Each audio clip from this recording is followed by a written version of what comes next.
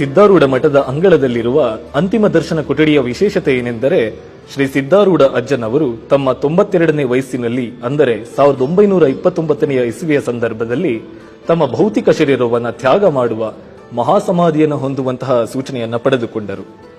ಆಗ ತಾವು ಇದ್ದ ಅಂತಿಮ ದರ್ಶನ ಕೋಣೆಗೆ ತಮ್ಮ ಅಚ್ಚುಮೆಚ್ಚಿನ ಶಿಷ್ಯರಾದ ಶ್ರೀ ಗುರುನಾಥಾರೂಢರನ್ನು ಕರೆಸಿಕೊಂಡು ತಮ್ಮ ಸುತ್ತಲೂ ಇದ್ದ ಶಿಷ್ಯರನ್ನು, ಸೇವಕರನ್ನು ಹೊರಗೆ ಕಳುಹಿಸಿ ತಮ್ಮ ಇಡೀ ಜ್ಞಾನ ಮತ್ತು ಶಕ್ತಿಯನ್ನ ಶ್ರೀ ಗುರುನಾಥಾರೂಢರಿಗೆ ಧಾರೆ ಎರೆಯುತ್ತಾರೆ.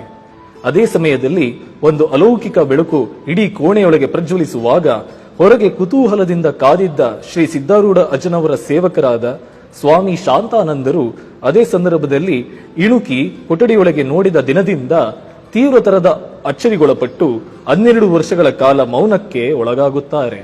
ಆ ದಿವ್ಯ ಅಲೌಕಿಕ ಸನ್ನಿವೇಶದಿಂದ ಶ್ರೀ ಗುರುನಾಥಾರೂಢರು ಅಂದಿನಿಂದ ಪೂರ್ಣವಾಗಿ ತಮ್ಮ ಇಡೀ ಬದುಕಿನುದ್ದಕ್ಕೂ ಮೌನಕ್ಕೆ ಶರಣಾಗಿ ಸನ್ನೆ ಮೂಲಕವೇ ಭಕ್ತಾದಿಗಳನ್ನು ಪೊರೆಯುತ್ತಾ ಪವಾಡ ಸದೃಶ್ಯ ವ್ಯಕ್ತಿತ್ವ ತಮ್ಮದಾಗಿಸಿಕೊಂಡು ಅಂದಿನಿಂದ ಪೂರ್ಣವಾಗಿ ಶ್ರೀ ಸಿದ್ಧಾರೂಢರಾಗಿ ಬದಲಾದಂತಹ ಸ್ಥಳ ಮಹಾತ್ಮೆಯನ್ನ ಈ ಅಂತಿಮ ದರ್ಶನ ಕೊಠಡಿ ಪಡೆದುಕೊಂಡಿದೆ.